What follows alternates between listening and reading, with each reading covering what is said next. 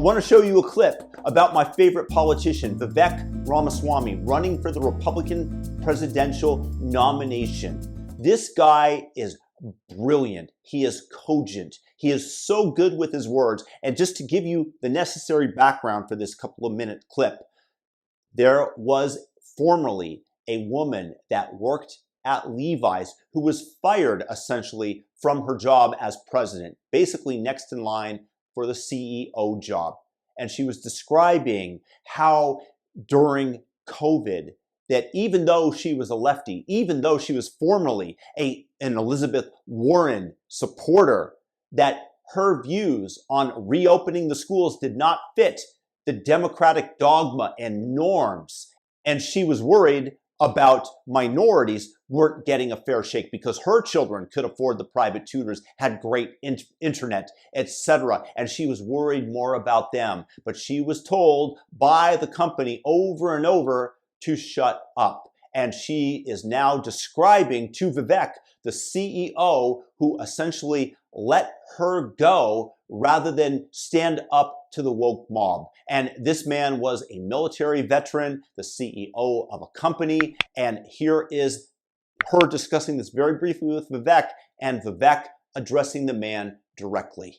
We make certain assumptions about leaders in this country, that there are a high percentage of them that are courageous, decisive. I don't anymore. I don't at all. It's a very low percentage. And the longer they are in leadership, the less they think for themselves. They look left and right. They get their talking points from CorpCom, legal, or HR. They don't even know what they think anymore.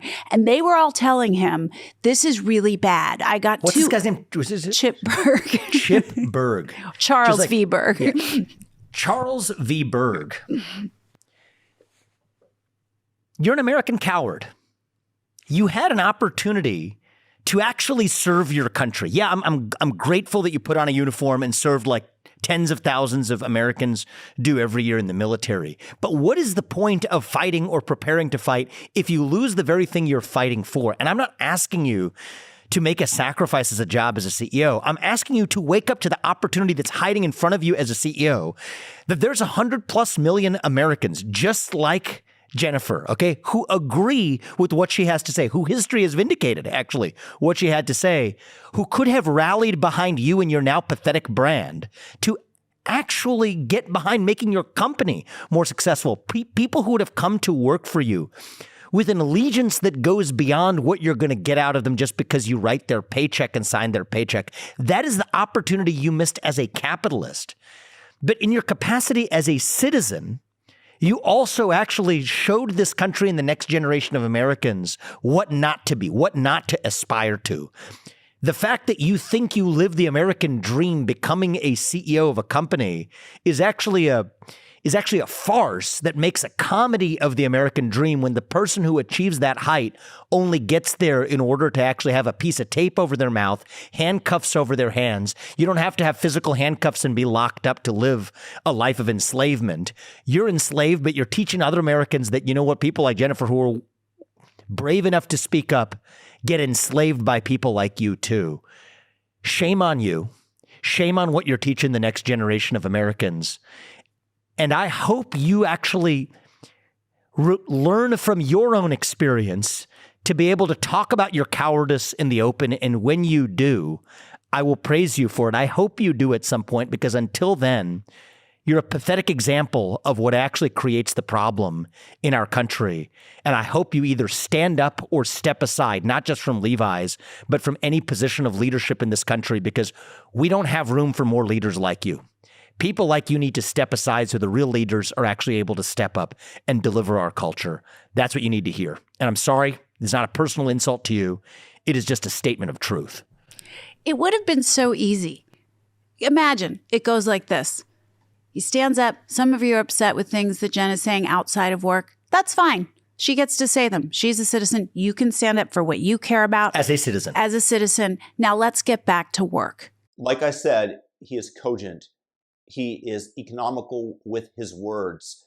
This is somebody that I fully support to run for president, and he's absolutely right. If you can stand up against the mob, if you show bravery, you will attract incredibly loyal people that aren't there just for a paycheck, but rather because of what you represent, because you represent what they would desire to be, which is brave, which is honest. And this is how you attract the best talent. So from a capitalism standpoint, he absolutely did miss out and took the easy path for himself. And this is why we must all stand up for what is true and what is righteous, and not let the temporary pain that will descend upon us from the woke, from our friends who are afflicted with this mental disease, prevent us once again from speaking our minds and speaking and standing up for truth. And so like Vivek,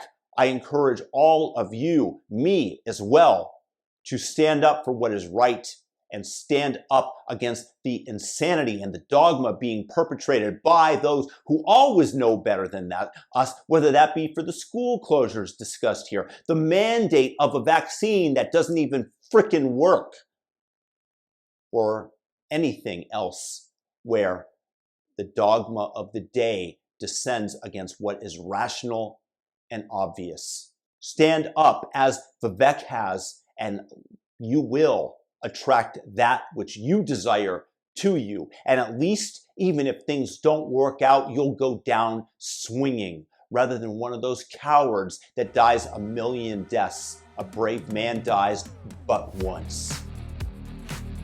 I'm not saying you're gonna die, but I am telling you to be brave.